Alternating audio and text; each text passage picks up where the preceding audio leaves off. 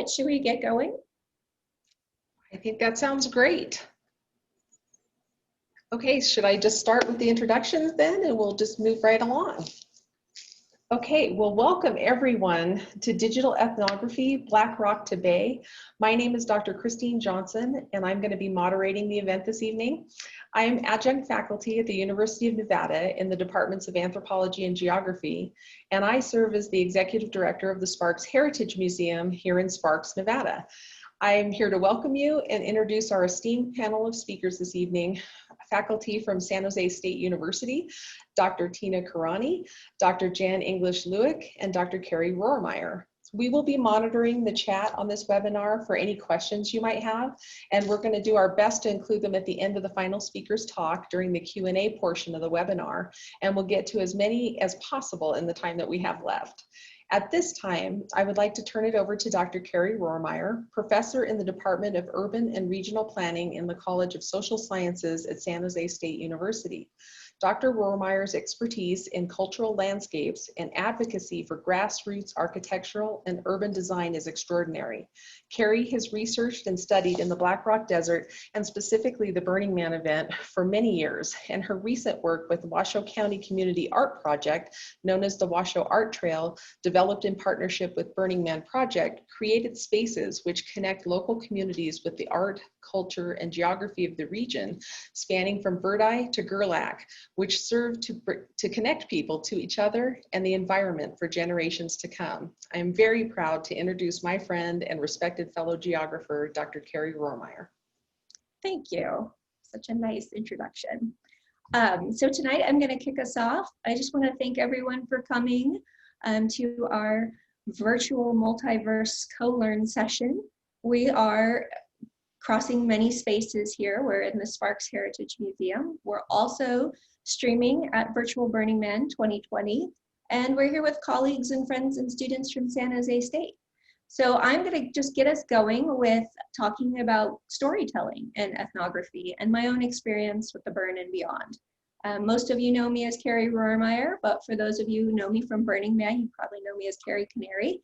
After spending 3 decades out there, I hope tonight we both honor the event, but also share what Burning Man means to us, to a larger community, maybe future participants. So if it were any other year, we would be out at the Black Rock Desert at Sage Camp right now, and we'd be hosting our annual salon. So we'd be talking about the multiverse, but we would be there in physical space at Sage Camp. So kick back and enjoy tonight's session. This is an opportunity to learn together. And if Jan, you want to go ahead and put our signature cocktail recipe for Sage Camp up, I'd like to get us interactive and in the mood. The opener was Leo Villarreal's artwork that he installed called Multiverse back in 2008 in the National Gallery. And it is a portal piece, which I feel is very appropriate for our session tonight. So if you want to get us going, if you use the chat to tell us where you're from, or if you've been to Burning Man before, where it is your favorite year, your favorite theme, or maybe your favorite art piece. So use the chat as much as possible. All right. For those of you who are not as familiar with Burning Man or the Black Rock Desert, probably because you're earning extra credit right now, I just want to start by showing you the space. This is the physical place that is the Black Rock Desert. I am here in northern Nevada today, and it is 100 degrees. Up in the Black Rock, which is about 100 miles north of here, in fact, just north of the city of Sparks up Pyramid Highway, that's the last major gateway city before the event. It's probably a bit warmer and a bit drier up there. As you can see, there is no tree, no shade, no water source. The soil is only exposed, the playa soil is only exposed in the summer season. It's inundated in the winter. And it's prone to dust, blowing dust, which is a small particulate that is alkali and corrosive to the skin. So not exactly our hospitable place to set up a city for 70,000 people, but that's one of the interesting aspects of it and what drew me as a Nevada resident at the time and a long time just planner in the area. But I'm interested in that transformation from the the blank canvas, if you will, that is the Black Rock, to this beautiful piece of dynamic land art for 8 days each year. And it ends with the burn of the temple. There are 2 hallmark events. There's the burn of the man on Saturday night, and that's a cathartic, it's quite a spectacle of fireworks and flames. It's a very energetic experience. This is the 2012 effigy. I put that there purposely because that was the last year Rod Garrett designed the effigy, and he was the original planner and architect of the city. He passed away. One of my favorite temples was that same year, David Best's Temple of Juno. His work is very intricate and it burns very beautifully. Now, the temple burn is a solemn and very reflective experience, and it closes the event the Sunday night before each Labor Day.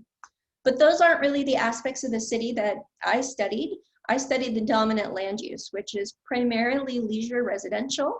And this is the landscape I got to explore. It looks a little dusty. It looks like parked cars and tents and tarps, which it was.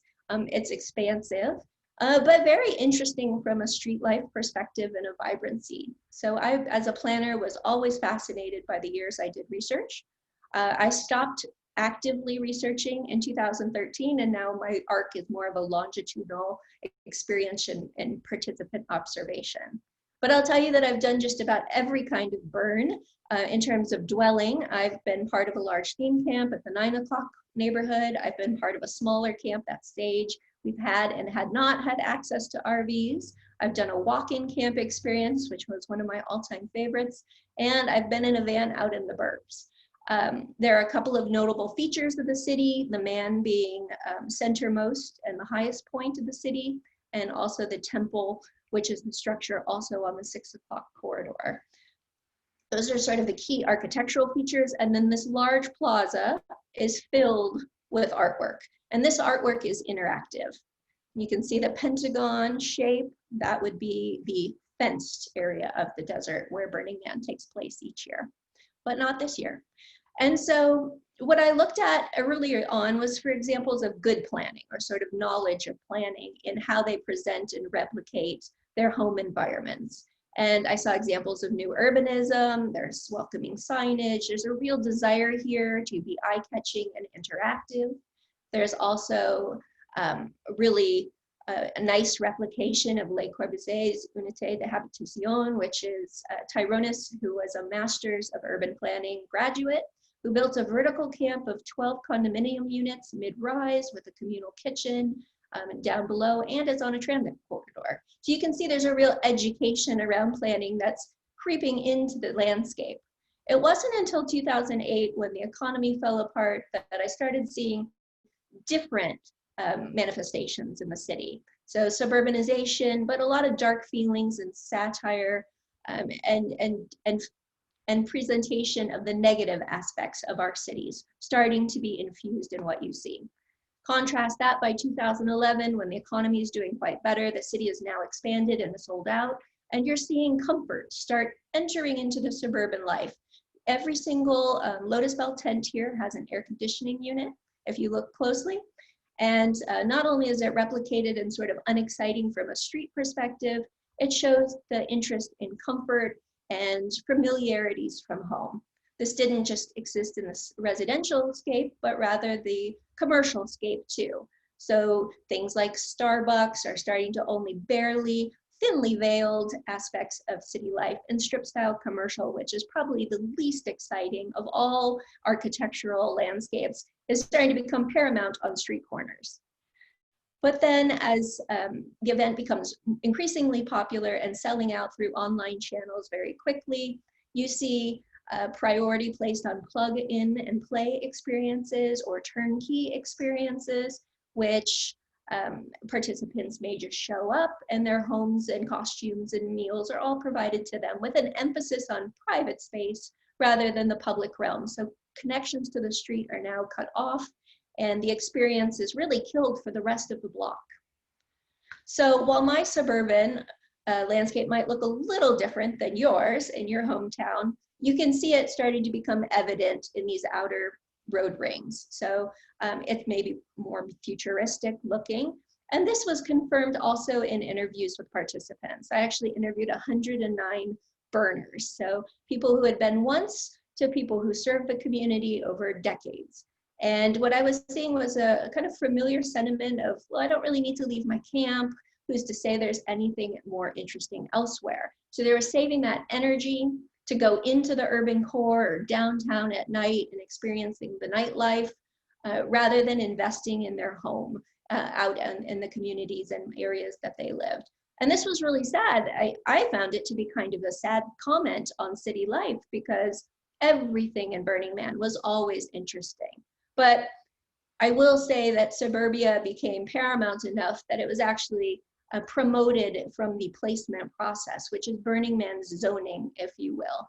For those camps that needed enough land area to have an established site prior to arrival, they actually promoted suburbia camp right to their main street, which is called the Esplanade.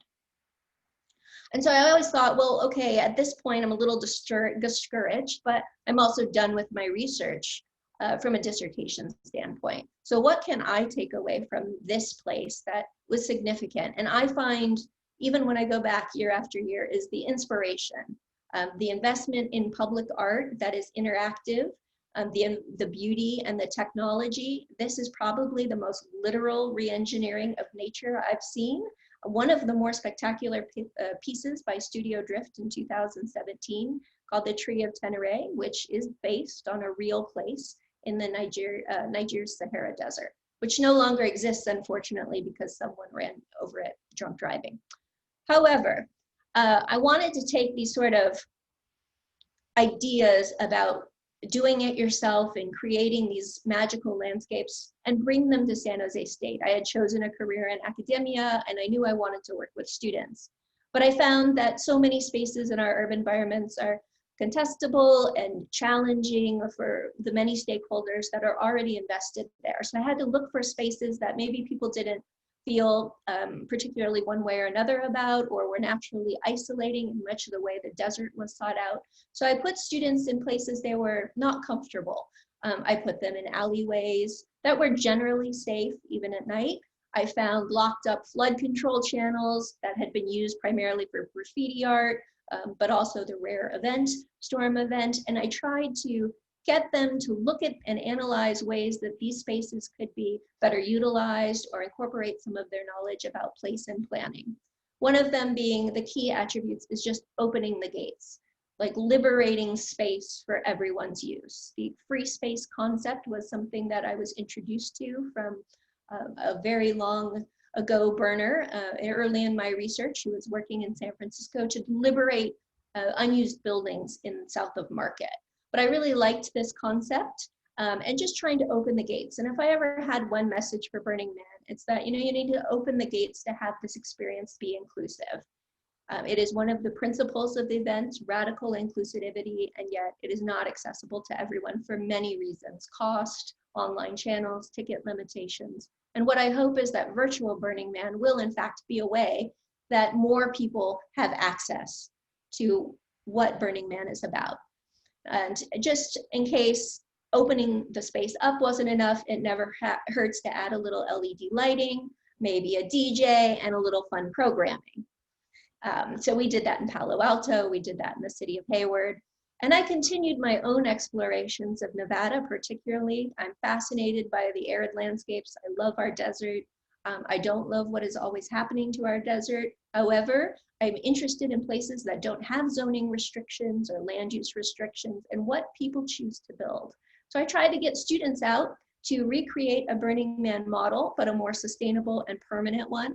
And although I enjoyed working with grad students in the hottest summer in record in Crescent Valley, Nevada, I would say it was sort of a dismal failure in our principles.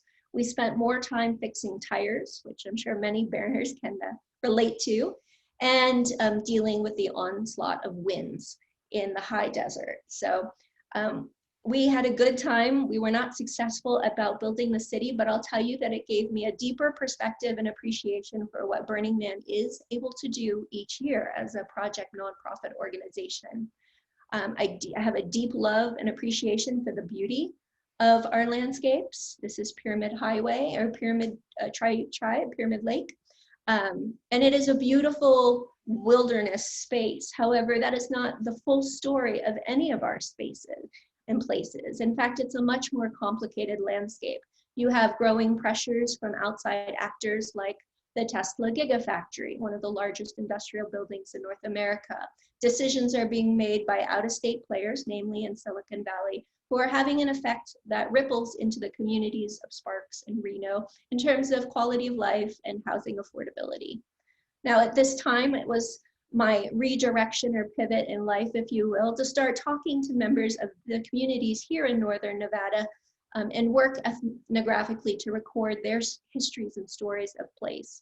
So here you can see some of the many constructs. You have urbanization, you have large industrial, you see no housing, you have the wild horses, which are very debatable whether they should be removed or kept.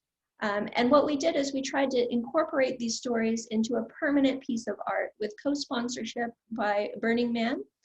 This was their first public art piece that was never on the playa, and in partnership with Washoe County through the National Endowment of the Arts. So this art piece is 14 feet tall. It's made of rammed earth.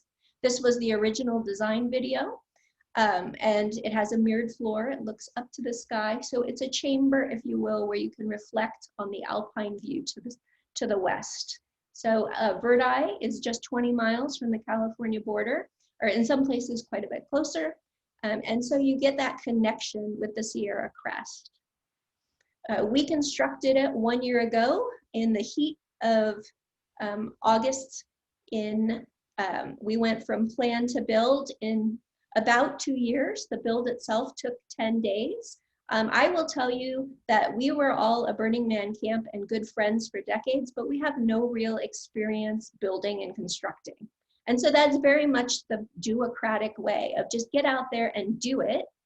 So we used native soils, and we used quite a bit of concrete, and we rammed the earth ourselves in the location, and the outcome was quite stunning. We're very proud of it, but we certainly were experimenting. And I think the best theme about Burning Man is the experimentation aspect and the empowerment to try to improve the community in any way that you know best to do so. So we brought our expertise to the Washoe Art Trail. Originally, this was supposed to be 2 trailheads connecting the communities of Reno, Sparks, Gerlach, the Reno Pyramid Lake Paiute tribe, and the Reno Sparks Indian colony. However, funding, time, coronavirus meant that the second piece of art will never exist in real life. So this is our offering to Virtual Burning Man 22 from my Rome collective, my dearest friends and collaborators for decades. This is the grander art piece that was meant to be the last privately held parcel before entering the Black Rock Desert. It was going to be lit. It was going to be including art created by the community at Gerlach. And it was meant to be a cultural touchdown for those who may not get the Burning Man experience, but who might be in the area. So it will only ever exist in virtual reality. So it was a sort of this whole presentation ended up being timely. And I'll conclude with this last bit, is that people ask me what's meaningful or what's most interesting about Burning Man. And I would say my answers changed significantly over 3 decades. Today, who I am today and my changing understanding of myself and the world we live in, it's the temple. I am most interested to see what the virtual Burning Man temple will be. This is Empyrean. Empyrean is set to burn Sunday night. Now the temple is a space where if you are there, everything happens in the public realm. And it's a range of human emotion, from deep suffering and grieving, adjacent to meditation or sunrise yoga or somebody's wedding. So you have this immense connection to human emotion. And I think more now than ever, with what's happening in the United States, we need this connection with place. There's pandemic, there's protest, there is much that needs to be released and burned. So I hope you'll join me on Sunday. It is available to anyone who has access to the internet. And with that, I'm available for questions at the end, but I'd love to introduce my dear friend, Jan English-Lueck, who is in the Department of Anthropology at San Jose State. She has written, she's on her second edition of her book, The Culture of Silicon Valley Work. She also has written Being and Well-Being, Health and the Working Bodies of Silicon Valley, and Busier Than Ever with collaborators Chuck Dura and James Freeman. So she's also a textile artist and our unofficial mayor of Sage Camp. Thanks, Jan. It's off to you.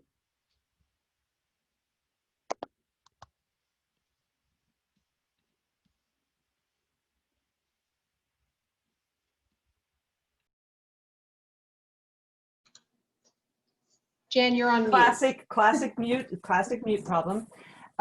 Thank you for inviting me here, Christine. I'm really pleased to kind of be making that link between Black Rock City and the Bay, and also then kind of translating that into how do you take a digital environment and use it to amplify the kinds of communication that takes place in museums. So I see myself as sort of the Rosetta Stone between the discussion of Black Rock City and then Tina's discussion of virtual Silicon Valley, and Christine kind of bringing it back home to what does this mean to museums.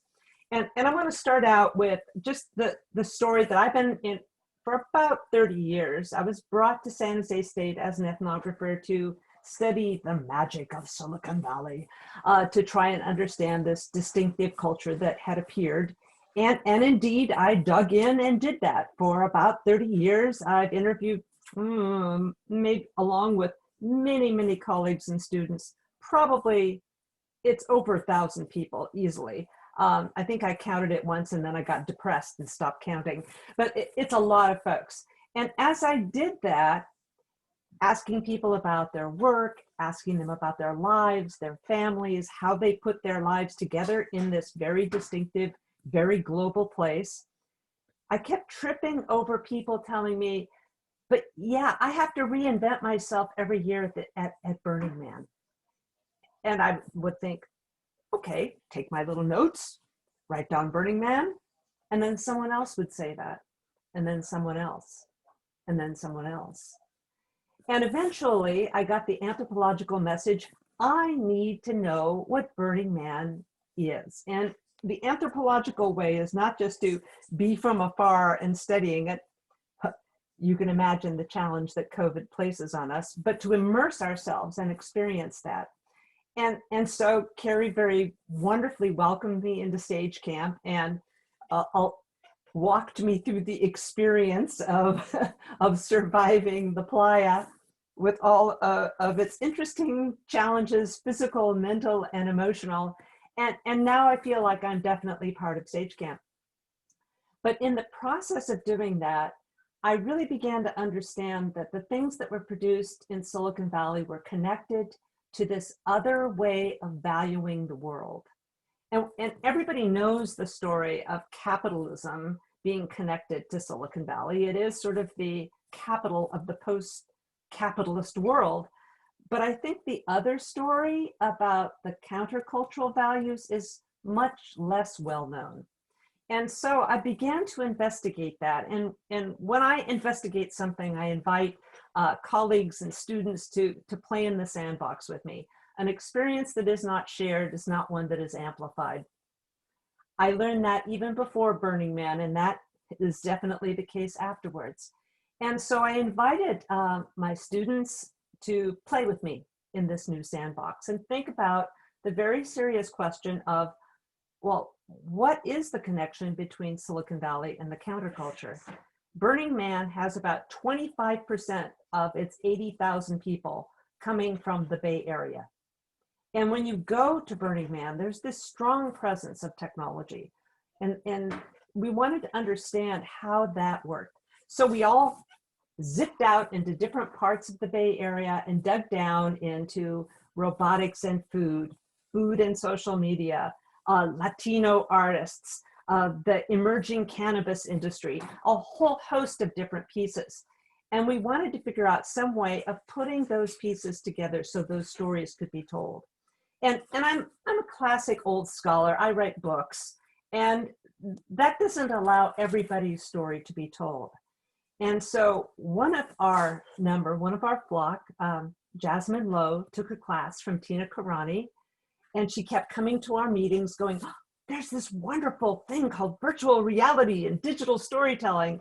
And I realized that was the way the students could tell their stories.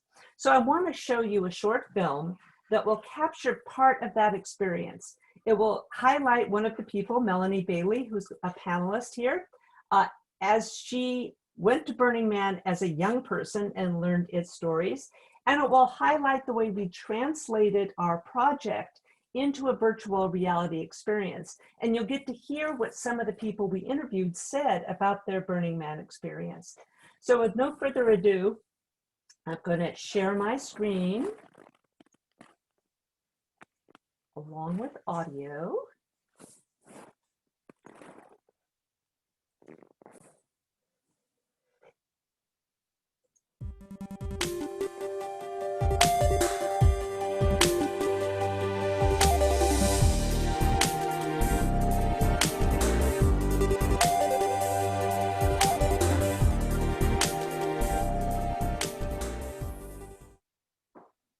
Welcome to Digital Ethnography, from Black Rock to the Bay.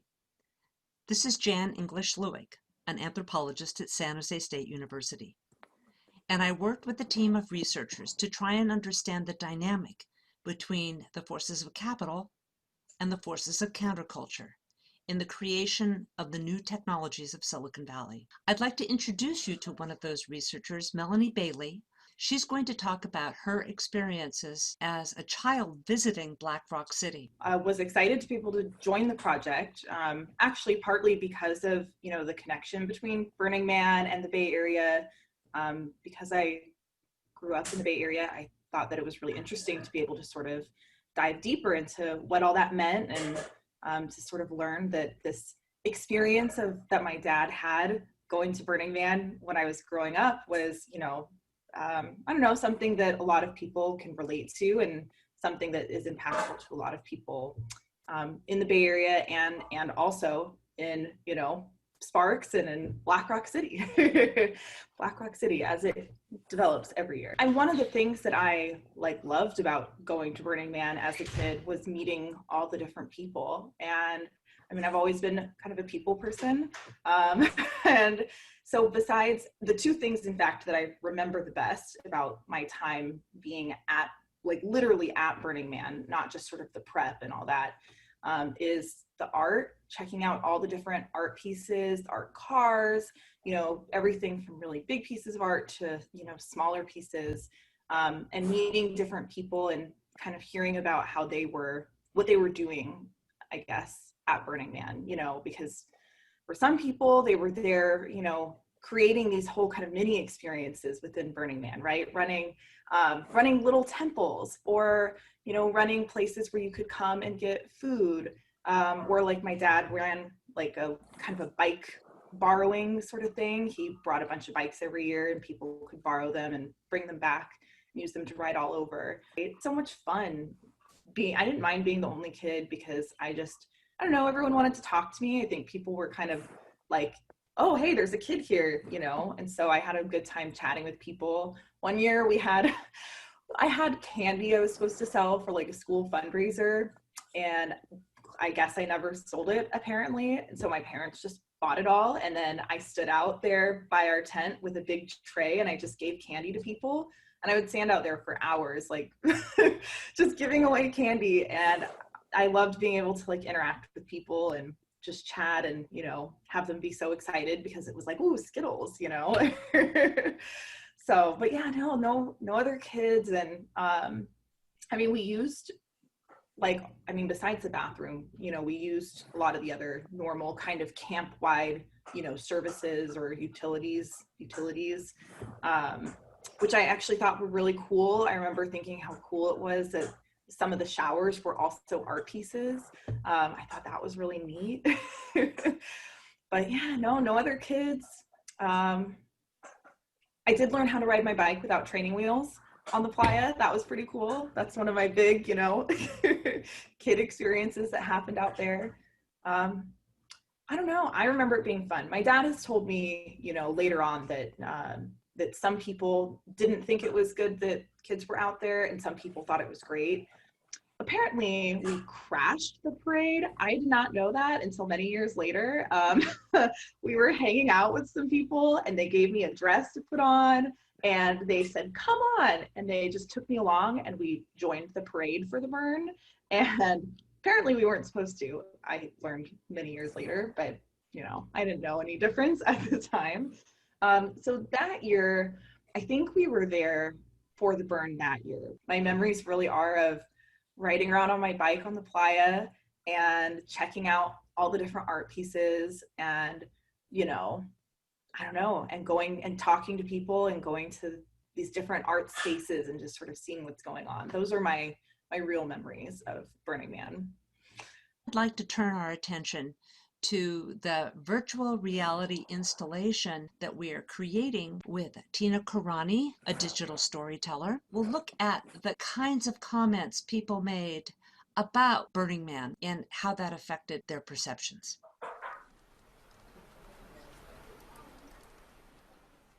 So I hope that Burning Man can manage to make good on some of the implicit promises of the culture, right? Which would be to really deeply spread the ideas beyond the trash bins. Yeah. Obviously, I know you know this phrase, but beyond the trash bins meaning outside of Black Rock City. So back in the default world, you would say. So in the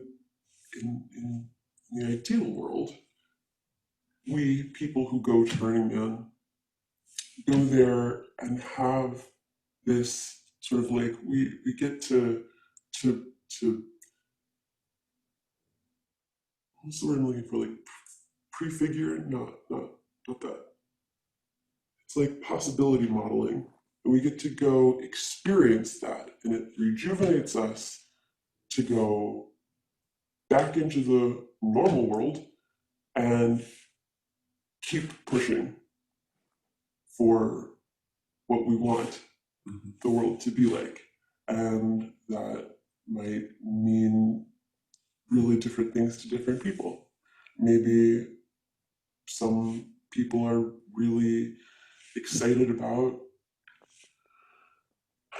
the aspect of just bringing art back into people's lives and making creativity like a normal part of the human experience, art shouldn't just be in museums, right?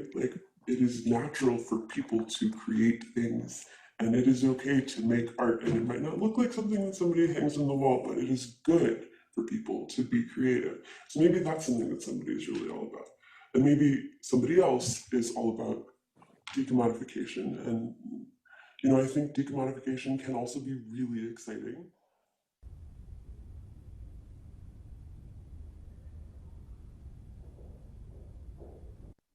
At Burning Man, I had an epiphany. I've always thought the way people do things that are important are being permanent or long-lasting. Whether we want to build something, make a scientific discovery, or make some other mark on the world, we want to leave the world a better place. We derive our sense of self from being able to do that.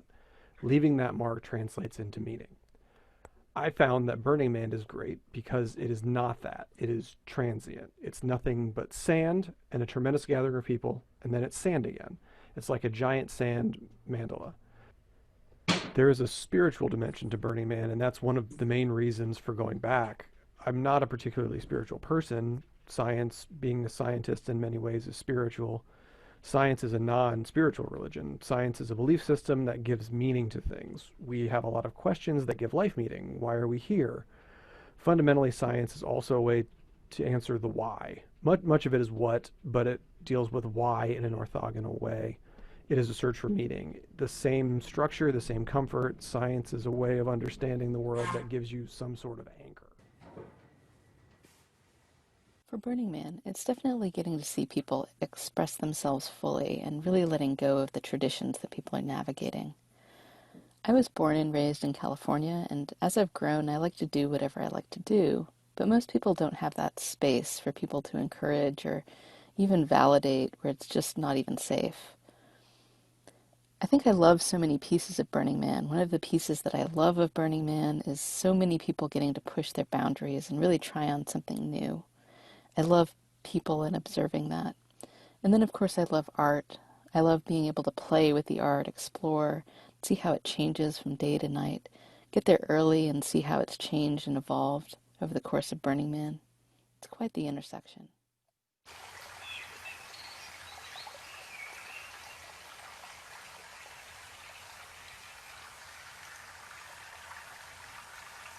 Temple is a good example. I find that a very beautiful place and definitely can bring tears to my eyes seeing all these tragic stories of love and loss, even losing pets or things like that.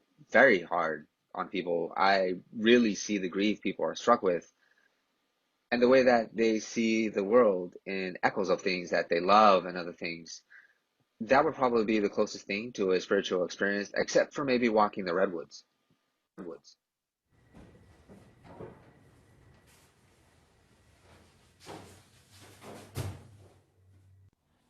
We take kids who have issues around graffiti, and we get them through juvenile justice system, so they've already been busted.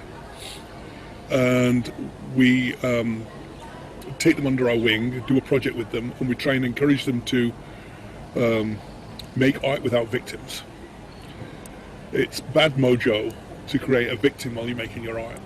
And right now, graffiti in the United States is costing somewhere around $20 billion, which is more than the budget for NASA. We teach about a stretch canvas and gesso canvas. We take them to art galleries and private galleries where they can have a show and say, this is how it works. We'll give this lady your name, paint half a dozen paintings, she'll open her walls up for you. Put a price tag on, it may sell, it may not. We'll promote you. I believe everyone can be an artist. Right now, I'm very involved in advocacy work and organizing. I always try to find ways to involve art, because I see art as a way to connect messages and people together, and also as an educational tool. And so when I'm out talking, or I'm just like out and about, I'm like, hey, have you thought about doing this with art? Some people are like, I hate when people are like, oh, I'm not creative. I can only do stick figures. I tell them, like, I just think you haven't found the type of art you're actually good at.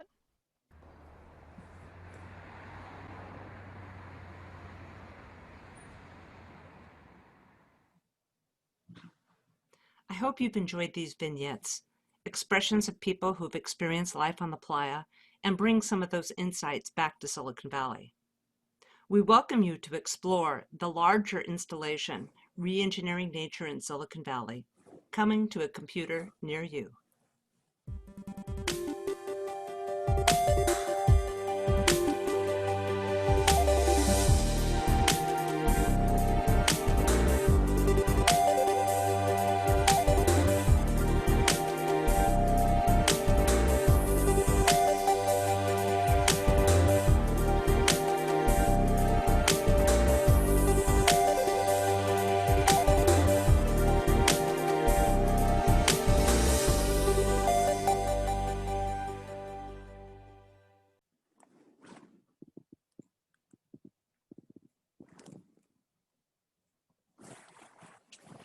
Okay. So now that you've had that little taste of first, the life of an ethnographic researcher growing up on the playa, and second, what it's like to go and collect things in Silicon Valley about all sorts of technologies, arts, community experiences. And what we've done here is just sort of pull out and tease out some of the things related to Burning Man. But you have that sense of how you can tell stories with embedded images in this virtual reality environment. So I'd like to turn the stage over to Tina Karani. I need water, it's not COVID.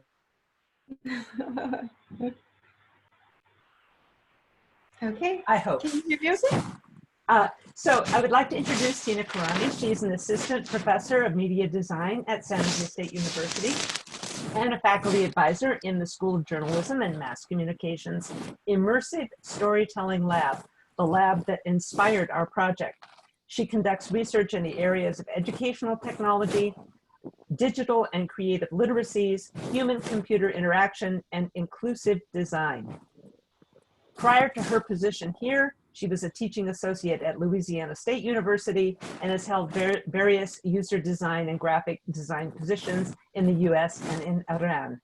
And she's also the recipient of multiple awards from the American Advertising Federation, including the National Addy Award and the Gold District 7 Addy Award in 2017. So without Tina, there would not have been the content that you just saw in the film, and I'd like to turn the stage now over to Tina. Thanks, Jan, for the introduction. Hi, everyone. Thanks for inviting me to this panel and for the opportunity to give me to work on your projects with your amazing team. As Jan mentioned, this all collaboration happened because Jasmine, one of my students in MCOM 108, Virtual Words, Virtual Reality, and Mass Media, told me about Jan's project and told me like how amazing it would be to have a virtual reality experience, an immersive experience of this co-working space, of the whole research project, telling this story in virtual reality. Let me share my slides. Just a little bit of introduction about me. My name is Tina Karani. I received my MFA in graphic design in 2017, and since I've been working here in San Jose State in the School of Journalism and Mass Communication. Share screen. Oh, I cannot share screen. Or it's just my internet connection probably. Let's see.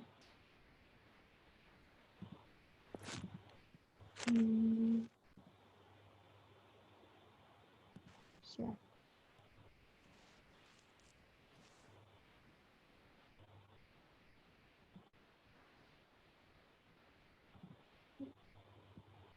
Can you see my screen?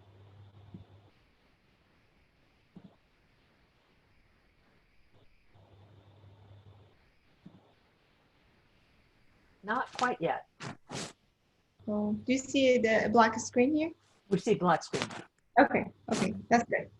All right, so immersive storytelling, putting the audience in the story. So today I'm going to talk briefly about what is immersive storytelling and how we in the School of Journalism and Mass Communication are teaching our students to tell their stories using virtual reality and 360-degree video. So VR storytelling is an active medium. So unlike traditional passive mediums, VR storytelling is an active experience. So consumers aren't just presented with the story and following a track, they're actually experiencing it. Sorry. So they're actually experiencing in virtual reality, and actually they're kind of put in the center of the story.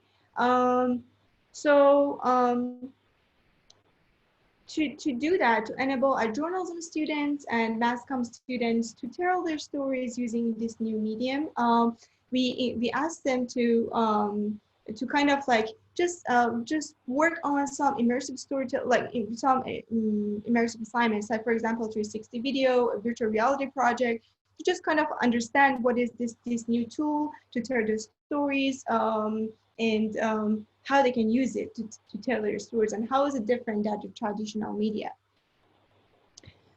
So we founded the Immersive Storytelling Lab in Dwight Bentel Hall School of Journalism and Mass Communication. It was in 2018. We purchased some 360 cameras, as well as the equipment we needed for building virtual reality and 360 experiences. And then since we've been teaching this new tool in our school. And then we created a course specifically, which is specifically created to teach students about how they can tell their stories in virtual reality. And Jasmine and one of our collaborators took this class with me, COM 108, Virtual World, Virtual Reality, Mass Media, was last fall. And then in this class, the students learned how to tell their stories in virtual reality as well as 360 video and also augmented reality. So our goal was to expand the next generations of storytellers toolkit. Right now, we are based in Silicon Valley. We are located in the Bay Area, so our students, no matter what's their discipline, they're anthropology students, they're graphic designers, journalists, PR, advertising. Most of them are hoping to get jobs in Google, Facebook, YouTube. All of these companies have a VR division, a virtual reality division to kind of that, which are exploring, telling the stories in this new tool. So they're hoping to get jobs in this type of companies, and they want to just like, we want to teach them something that is kind of like help them build their portfolio and just kind of like let them explore how they can tell their story in a little bit different way, not in a traditional way. So how to use virtual reality as a powerful immersive storytelling tool. Virtual reality is not very recent technology. Virtual reality, it's been there for years and years. But why not many people know about the potential of using this virtual reality to tell stories? So most of us watched so many documentaries, movies, but how many of you guys have kind of like saw a story in virtual reality? How many of you were given this opportunity to just walk into a story, for example, just explore kind of like a virtual space and just like learning about this new environment, just learning about the story by just like having the freedom to explore wherever you want to go. Like just go to wherever you want to go and just kind of understand the story the way it is. So right, instead of just being told what is the story, right? Like rather than having the story have a track, you actually are in control of exploring the story. So there are not that many experiences like this. There are not that many, not many of us have this freedom to kind of like walk in the story and explore it, just taking our time to interact with the different objects, learn about them, see what is the history behind them, and just really just having the full freedom to kind of like go back and just review and just like maybe interact even with the people in the story. So virtual reality gives us this power to kind of like have this freedom to interact and kind of walk in the story ourselves, understanding it our own way. So I already talked about immersive storytelling lab mission, which is kind of like giving students this power, no matter what's your background. You're studying business, you're studying design, public relation, advertising, or even computer science. I'm sure everybody has a story to tell, but not every story should be like in a traditional 2D video, and you can tell it in a little bit different way. It could be augmented reality experience, it could be virtual reality experience, 360 video. Again, it really goes back on to what is your goal of creating this story, and how much interactivity you need in the story, how much you want it to be an interactive experience. So last fall, when we taught this virtual reality class for the first time, I was surprised. I didn't know how the students' project will look like. I taught them the Unity game engine, and I told them where they can get their assets, download their assets, or take pictures and collect like the imagery they want in the scene, and just import it in the scene and kind of like add narration to the stories. It was the very first time that this class was taught in the School of Journalism and Mass Communication. I'm sure maybe there are some other courses that might kind of like have a glimpse at like kind of like just to teach a little bit about virtual reality and telling stories in virtual reality, but most of them are focused on coding, building a virtual reality games. Not that many are focused on actually the story, experiencing the story, walking the story, and just learning about something while you're just like taking this walk, taking this tour. I didn't know that students can be so creative. Like the very first one, this slide is Jasmine Law project. She's talking about emotional abuse. What is it? She's kind of educating the audience about what is emotional abuse, but at the same time, you kind of like walk in somebody's story. Suddenly you're in the story subject, experiencing something that you might not have experienced before. There's a narration, you interact with the objects, and you hear like some audio, some people are talking, and you're learning as you go. Other students, I don't want to take too much time, but some other students like think about this project in a different way. Some of them started to explore, to educate people about, or just instead of educating, encouraging them to think about something that they do every day in a different way. So my other students created a museum of Instagram. So in this museum, when you walk inside the museum, you start to kind of like enter somebody's life, like as if it was a museum. So it is their museum, and you just see a beautiful pixel perfect photos on the wall. And when you can actually, when you see all this beautiful museum, you say like, oh my God, this person's life is so perfect. Like I really want to be like them.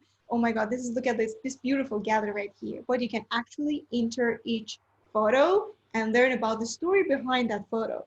Sometimes an argument, sometimes just like really like playing with the food to make a very beautiful picture of like the food, and the food is cold. And so you just actually learn about the stories behind each one of the photos that are posted on Instagram.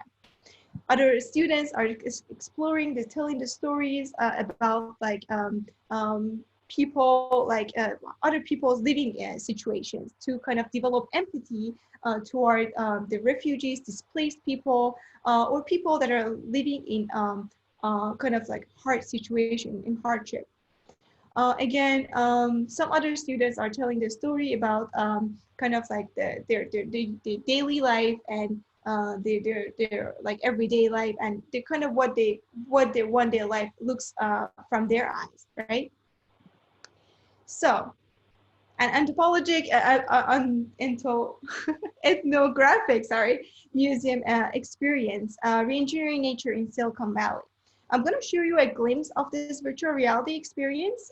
Again, it's still work in progress. We're just like kind of like completing as we go, but this experience is just pretty much what we've been working on the past few months. I mean, Jan's students been working on this project like for an entire semester, working on the research project. Even after her class, I think they've been still completing the project. They were so much into it. And then they sent me like their research, and then I embedded their interviews, their findings, their objects that they wanted to embed into stories to create this virtual reality experience. Okay, so let's take a look at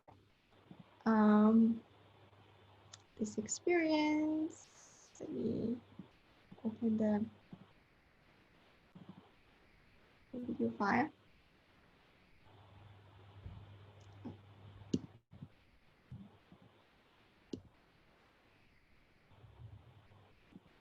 Okay.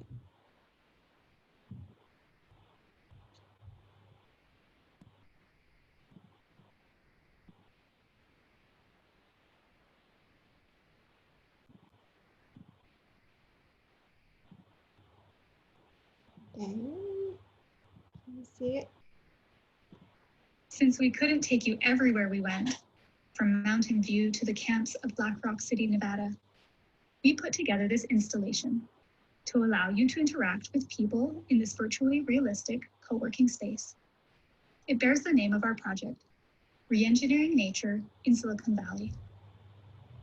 We chose a co-working space to represent the variety of workers living in Silicon Valley's urban spaces, working together, eating together, and making together. Right now, we're in the lobby. As you explore this co-working space, you will find people working side by side for very different kinds of projects. Some are community activists, and others are in VR, biotech, or food tech startups. As you look around, you'll encounter iconic artifacts embedded with audio from our interviews with Silicon Valley workers about the nature of their work in this region. The co-working space is the largest space and the one that most clearly explores the values of countercultural capitalism. Okay, so then we created this virtual reality experience based on a student's research. As you can see, it has a lobby, main lobby, a co-working space, and then in here you're enter the garden. So inside the garden, you can actually see like again, you can just like interact with the different objects in here and just hear like the different audio. People are talking. You're kind of like immersed in this beautiful virtual reality scene, which looks very different when you actually see it inside of with the goggles. So virtual reality experiences are not really the best way to kind of present them is not through just like looking at them on your computer. It's actually just feeling immersed by putting like the head-mounted display, the goggles on, and feeling that you're actually there and you have full control to walk around. So this is something that I just recorded off of my screen. So it's just my computer is kind of slow, so that's why the rendering quality is a little bit different, because I just like recorded my screen. But when you see it in virtual reality, it's just like the quality is a lot higher, and then you actually hear all this narration, these kind of like background music, this like the ambient sound, and then you as well as just you can have the controller. With the controller, you can just like click on different objects and interact with them and learn about them. So this is like the garden area. This is a co-working space, and then you can actually enter the public street. So when you enter the city, you see kind of like a public space, like the street. It is kind of like we put this scene together based on kind of like the downtown murals. Jan and Shinyu, my student, took some pictures of like the murals in the downtown. We wanted to make it more like just closer to what our downtown looks like. Or hopefully downtown will look like something like that in the future. We don't know, but basically they took photos of like all the most like some murals in the downtown and embedded in this kind of like this city scene to make it look like the actual downtown San Jose area. Again, you can just, it's not just like walking experience. You can just like actually learn as you go. You click and interact with different objects. There's like audio interactions and you hear the street. And then when you actually have it in VR, you can actually walk around in this city, which is kind of like downtown San Jose, and just like feel kind of immersed in this new environment. And Jan, do you have anything to add about this experience? Mute myself here. Just that it's, we tried to model it to some degree after the physical environment, but I think that there's we're thinking, because we're putting together so many different kinds of research into a single scenario. I mean, you have interviews about cannabis, interviews about art, interviews about robots, all these things being put together. We wanted to find something that was telling a fictional truth that was based on an ethnographic reality. And I think that this is a really interesting link to what Burning Man is trying to do right now with the virtual reality Burning Man, which is how do you capture a kind of deeper fictional storytelling truth that is based on a physical reality, but not a photorealistic physical reality. And so this was really a stretch for us as ethnographers, because we always want to be as absolutely accurate as possible. but we found ourselves edging into, and how do you create something that captures the spirit of the story, not just the literal truth of the story? And that was quite a challenge for us. We spent many hours talking that through. Yeah, thanks so much, Jan. So as you can see, again, you can see it a lot better in virtual reality. We're planning to submit this somewhere, and hopefully you guys can see it kind of in a more immersive experience. So in goggles, once we are back on campus, we probably will plan a demo session where you can just kind of just like join us to just see it in virtual reality and interact with it, which is like a lot cooler than just like seeing it on the screen on a computer, you know, on your computers. So as you can see, the power of virtual reality to tell a story is because that you are kind of immersed in the scene, and you kind of like explore as you go. You can just come back, go and explore different spaces and just learn as you go. And you don't tell your audience the story, they can actually experience it. Just walk in it and just learn about it, right? You just use it as a kind of like a way to educate people, kind of like, and help them just kind of like just have more interaction with different objects and elements inside the virtual reality game. So in most of like the other methods that stories are told, you just follow that like a track. You don't have the opportunity to just kind of interact with like and maybe like kind of like a pot in the scene, or like a vase, or just learn about what they are and what is the story behind them, or learn about the research behind some of those objects and elements that you see inside these kind of experiences. But in VR, you can actually have the chance to do that. And that's what we focus on in the immersive storytelling lab, to help students and faculty, everybody, to kind of like create this type of experiences and just like help them like kind of like educate or to communicate their research in a different way. I think that concludes my presentation, and yeah. And the only thing I would want to add about our inspiration is that because we were trying to capture something that was a representation of reality, we were using the museum as a metaphor. This is something anthropologists are pretty comfortable with. We like our museums, but to have the idea that you go around and you explore, not exactly on an established path, but according to your interests, according to what speaks to you. And so we were really trying to think about how to build that into that experience. Mm-hmm. Thank you for hitting into that, Jan, because that's actually part of contemporary museum anthropological thought, with the idea that in the past, we told the stories from one perspective. And now we're inviting people to like you said, participate in whatever they might find engaging, and give them the information, but let them interpret it for themselves. And in that way, this is such a great connection with what we are trying to do in museums here today. And especially locally, I'm part of the Nevada Museum Association, and I know what my colleagues are endeavoring to undertake, especially most recently with the response that we're trying to make with COVID and reaching and engaging our communities, but also trying to apply contemporary thought with this and kind of hit into the interpretive facet that Tina's so eloquently put together for us here. I love it. Thank you. Well, I would like to say something here, and a couple people put in the chat virtual clapping.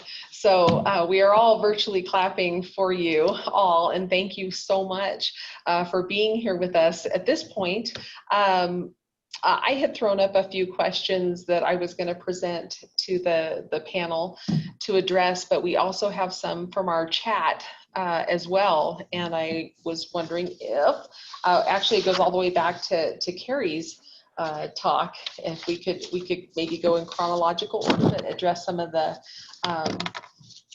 questions there. One of the early questions, Carrie, was you mentioned the higher point at Burning Man, and someone asked if this higher point is a natural feature or a man-made feature. Good question. So the playa behind me, in the image behind me, you can see is very flat. There's no topological features except the Black Rock Mountains around. But in terms of being the city, it's a constructed. The man is constructed purposefully to be the centermost and the tallest point. And it is a metaphor that the man watches down on the people below all week. And then, of course, we burn him. So symbolic, but not lost on irony and paradox. So, all right, well, that's the highest point question. Great, thank you. And then there was another one along that same idea, just spatially. Somebody asked if we could compare Burning Man in size to the size of a town we might all know, and like Santa Cruz or Sparks or Roseville. Some basic information I had was that it's approximately 7 square miles, including the artistic space. So I don't know if that's accurate. Maybe you could hit it. That is accurate. Think of like a quarter of San Francisco. San Francisco is a good geographical reference point because it is also bound on all sides. It can't expand. About a quarter of the size of San Francisco. Great. And there's a bunch of people that were commenting early in the chat saying that they had never been to Burning Man and being really excited to at least be introduced to it in this way. So again, thank you all 3 of you for doing that for all of us. So this is great. And giving that. Melanie too. Yeah. Yes, Melanie, especially. Melanie's here with us and was featured in the video. Should we hit into a couple of the questions from the chat, and then I'll get back to a couple other questions here. So another question here from the chat is, the playa is the public realm and Burning Man is making private villages, not unlike communities in normal cities. The young lady that experienced Burning Man as a child seemed to be willing to explore, unlike the person that Carrie quoted as having no interest in visiting other camps. This person would love to learn as well as teach Native American history, pioneer history, etc. through virtual reality. And younger generations understand these tools and opportunities exist for them to teach the older generation that has so much of the knowledge. So she's hitting into this idea of bridging gaps. So I didn't know if anybody had something to say about that, with hitting into the private villages and the public realm, the space there for Carrie. Or I thought it was an interesting comment about how the younger generations are familiar and so comfortable with these tools. It was in fact members of a younger generation who preferred to stay at home, if you will, at Burning Man, or isolate themselves at Burning Man from experiencing the public realm. And I'm not going to speculate how much those things dovetail together, but I think it's very much an information age generational behavior, and not really the work of a geographer so much. But I mean, I do think that's a general trend, and I'm still of the Gen X that I like to go see it, feel it, be there. And so that goes back to, like, for me, it was so much about rave culture. Burning Man was enticing because it had that same feel of rave culture, and that is, it's a different thing today than it was, and I don't even recognize it, than what it was in the 90s, where we were occupying spaces we weren't supposed to be in, and liberating those spaces for youth and energy. And so I think it's just that real widening gap. Hopefully through these channels, like the work that Tina's doing and Jan are doing, we can help kind of converge again, so that, yeah, knowledge isn't lost. Or aged out, I should say.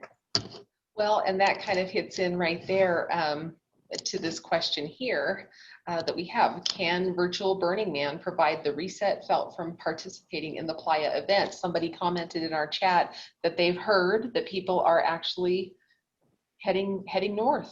And I know people out there right now. So this is a great segue to this idea. So it's the idea, like you said, you need to feel it. You want to be connected to it. And so can a virtual program, can a virtual exposure provide that, the reset and the freedom and the exploration and the experience that you get from the participation? Maybe Tina would have a comment on that. You were breaking up a little bit. Could you please repeat again the question? Just the question, because people are heading out to the desert now as we speak. And the question is, can virtual Burning Man, using any kind of these technologies that we've seen, provide the reset that people are seeking from, that they would normally get in participating in the event in a physical component? I think we are right now, Jan and I are exploring, just kind of creating this, like the possibility of creating this experience in Mozilla Hubs, which is a more like a collaborative space. So people it's a little bit less, some people might comment that it could be a little bit isolating experience, just like since you're just like exploring the story alone, rather than with a group of people. Yeah, it's just like you exploring this environment. Of course, you hear the stories, you engage in it, like you interact with it. But again, it could be, some people comment on virtual reality, it might be a little bit isolating experience. But we are talking about the possibility of creating this story in Mozilla Hubs, which is like a lot of multiple people can kind of like enter the scene, enter the story, and just have a conversation about it as well. So that, yeah, these are definitely possibilities for future. What do you think, Jan? I think it's really interesting that social VR, which is Mozilla Hubs is an example of that, is a little bit closer to the experience of being on the playa, because your community is at the heart of so many experiences. Mm-hmm. And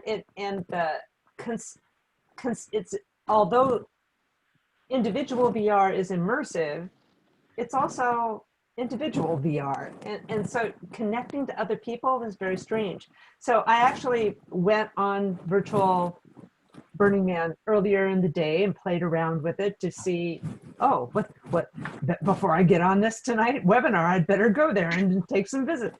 And there were a couple of things that struck me. First of all, that there wasn't very much interaction. I mean, you can interact, but it's really kind of difficult to interact. It wasn't really set up for interaction. It's a setup for exploration. And the part of me that reminded me the most of the playa was how long it took to get anywhere. And then unless you were teleporting, it was like getting on your bicycle and you're riding. Oh, there's the art piece. Am I there yet? No, I'm not there yet.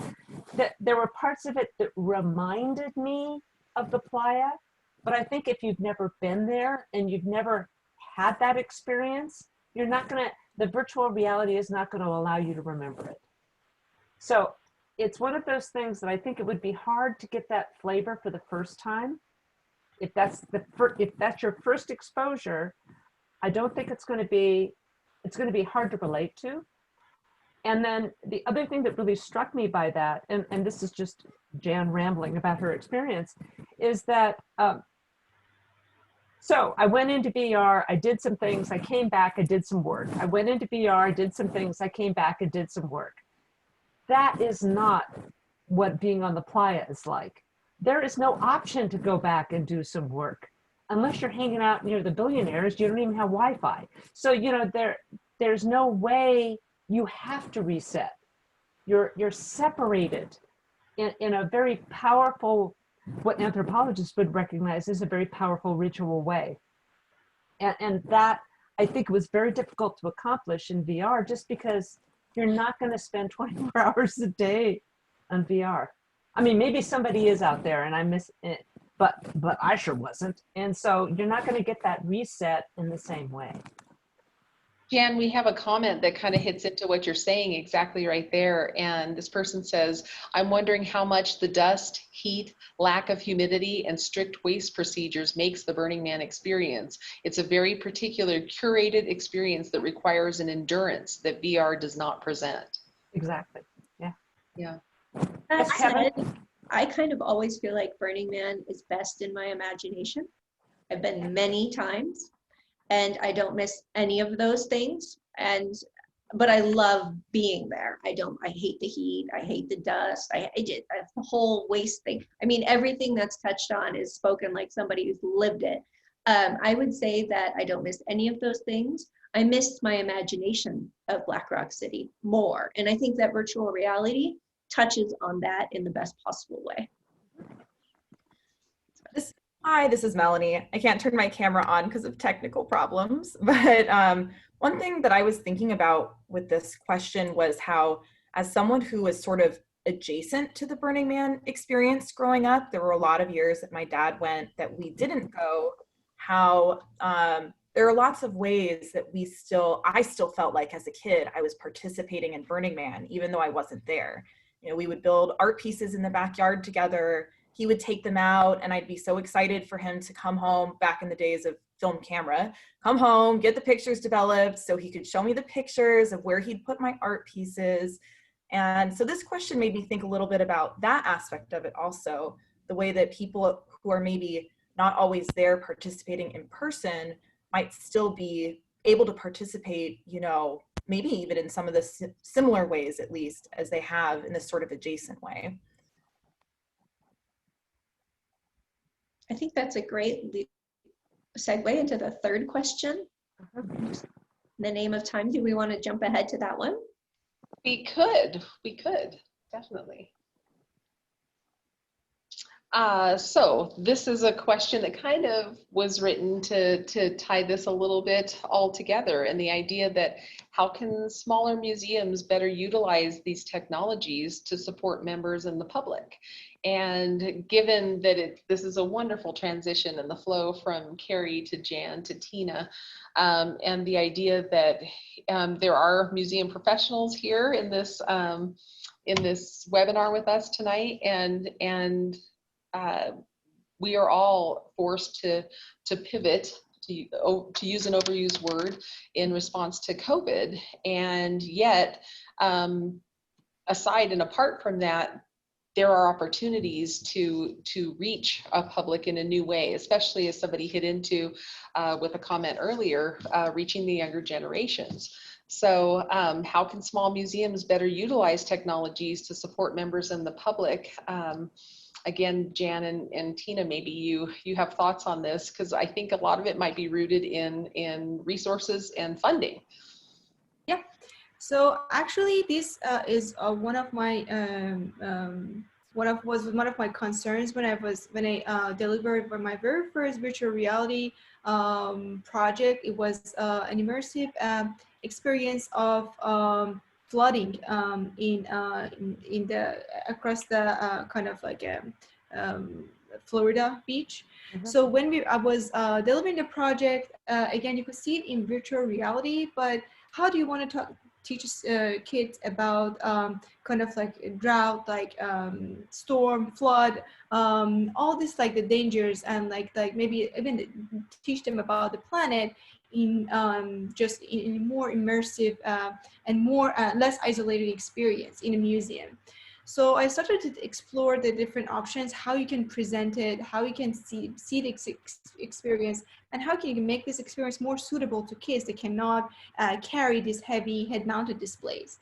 So there is there's a couple of, not that many, there are a couple of museums that actually have like a dome, kind of like a planetarium dome equipment, where you can actually enter the dome. The project will be projected onto this dome, and then there's a like a keypad where you can just like kind of navigate to this virtual reality experience. It's very immersive for people that might feel nausea, like they feel like dizzy in VR, for even kids that want to just maybe multiple of them just like kind of interactively experience this experience, like kind of explore this experience and learn from it. There are like a few different museums that are incorporating kind of like this kind of this planetarium, like big size kind of like 360 domes, where you could just actually enter, like multiple people can enter this dome and in like kind of like instead of just like VR, just like they will enter this story this way, and it's like, again, it's not even isolating. So I think for museums, although they could definitely use, there's not that many that they don't need that many equipments. All they need is a VR headset, and the experience is loaded, is inside this virtual reality headset. You can just like play with it and track with it. But to make it like, of course, you can just like just present experience in any museums, but how we can make it suitable for kids and for people who are not able to just like carry this heavy like device on their head. Yeah, I will be just through this kind of like planetarium, big size domes. That there's, I think, the one in Los Angeles and a couple of different places. So that is to answer this questions. Yeah, definitely museums can kind of like just like showcase this type of work, and yeah, people can just kind of like experience it wherever they are, no matter if they have like a VR headset or not. They can just like go to this museum and see these virtual reality experiences. I don't know how many of you went to Six Flags Magic Mountain, but there is also a ride where you can just like you put your they give you a headset, a VR headset, and then you just actually just while you're just like taking the train, and just like it's very immersive because you just see like actually you're seeing something. It really goes with actually with the ride, so it's very immersive, but you are in a different world. Suddenly you're detached from this world around you. You don't see like and you're just inside this amazing adventurous trail. I don't know how many of you went to Six Flags Magic Mountain in Los Angeles, north of Los Angeles, but a lot of places are kind of starting to incorporate this technology to engage people and kind of like immerse them in a different story, put them in a different kind of scene. And in a similar way, you can have a sort of mixed reality experience with augmented reality. Museums have experimented with that, where especially if you have things in your environment like historic places in your community where you are just using your smartphone to layer information. You see that reality with your eyes and with your phone, and then there's another layer of reality that says, oh, and 50 years ago it looked like this, or this happened there. You know, there are ways to mix that reality that I think are very rich for museums. And of course, people can't go inside museums right now. So in 360 immersive, you know, sort of lightweight computer-based VR, I think is something that museums can use to reach kids and their families when they're isolated at home. Of course. We actually have most museums here in Nevada back open. There's some issues in the larger cities like Las Vegas right now, but many of us are restricted by just budget cuts in general. But recognizing the desperate importance, I'll say, to support of schools and our local public, giving people something to do and looking for these new innovative ways to reach people. That's, you know, extraordinarily becoming even more important than it was before. Another comment on that same thought, somebody said with virtual reality we're missing many sensory modalities though, and that's an interesting idea. Until we start to simulate smell or tactile feedback, VR is limited as an immersive platform. And definitely I think you know, the virtual reality component has been, in fact, on the University of Nevada campus at the Anthropology Museum, they employed VR to scan a very valuable basket collection. And so from that perspective, where we can't normally share these materials with the public and you can't touch, but you can use the headset and turn the basket and see how things are made, and it's just so realistic. It can supplement that tactile experience in that way, because there's some things we can't touch in museums. So in that way, there could be like a little bit of a bridge there. But we are 4 minutes from being done, and I didn't know if you wanted to start with kind of a wrap-up statement from each of you before I wrap it up. Carrie. Oh, I wanted to say the importance of not just being able to keep those artifacts safe and preserved and still accessible, but the fact that it's archived. Like a lot of the work at Burning Man, because it is an ephemeral place, does not have a permanent, there's work to be done to bring it to make permanent pieces out of it in our public spaces and our urban areas and the default world, the real world. But we used augmented reality, and we've used other technological tools to try to archive. And that's a really important part of the museum work, more of the gallery space. But that, when I wanted to make an announcement, for those of you who don't sign off just yet, we have a beautiful video from the 300 drone show. It is spectacular. It's something that will never, it was both informative and geotechnology all at work together. And it's something that we'll never see again. So it's good that this record exists. And it's the kind of thing that Sparks Heritage Museum, literally down the street, could have in their archive. So can't understate the importance of having these digital records. Absolutely, absolutely. And if I could kind of take it off on a tangent just for 1 minute, that's exactly what happened with the Notre Dame. If they hadn't used that setting they were filming inside digitally to make a video game and a virtual reality experience. And it was the most recent record and documentation of that building that they're using right now to be able to hopefully restore parts of that. So that's kind of another way to think about that. So, okay, so I want to thank each of you. Do any of you have anything to wrap up? Thank you, Tina. I know you need to run away. I just have a final statement here, but I didn't know, Carrie, if you have anything. No, Jan? Just thank you so much for putting this together. Oh, I cannot thank you so much. This is wonderful. Thank you all for being here. And one last thing, I'll just wrap it up because I want to tie to Tina's great thoughts on why this is so important to us and why I wanted to put this together, and this perfectly timed theme for tying it to Burning Man. And we're so happy to be part of that virtual program. But museums are working to increasingly serve their publics, and many are trying a variety of new technologies and types of programming, ranging from live events streamed on Facebook to lectures recorded and posted for use by the public and often geared towards school use. Museums want to support their existing publics, but also work to grow our relevance and purpose in the areas of education, community, and preservation.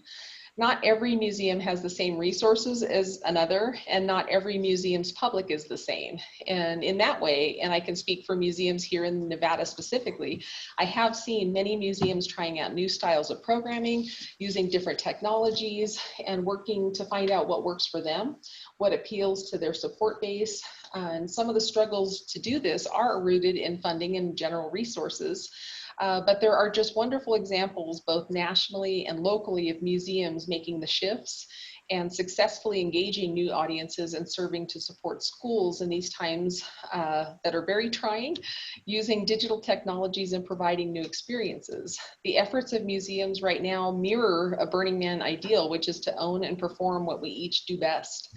And we cannot know the long-term impacts and whether these shifts will remain permanent, but the results may be worth the efforts. So thank you so much, all of you, for joining us here this evening, and we wish you all safety and health. And I'll just say goodnight and turn you over to Carrie's video. Thanks. Everybody, enjoy this as you sign off.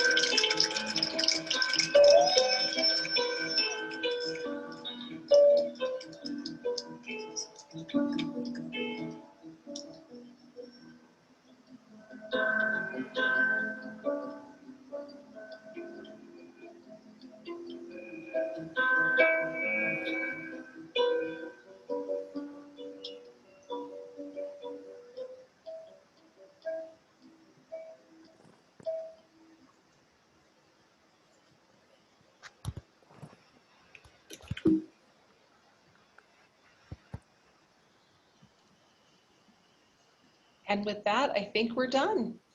We'll see you next year. I hope so. Thank you, everyone.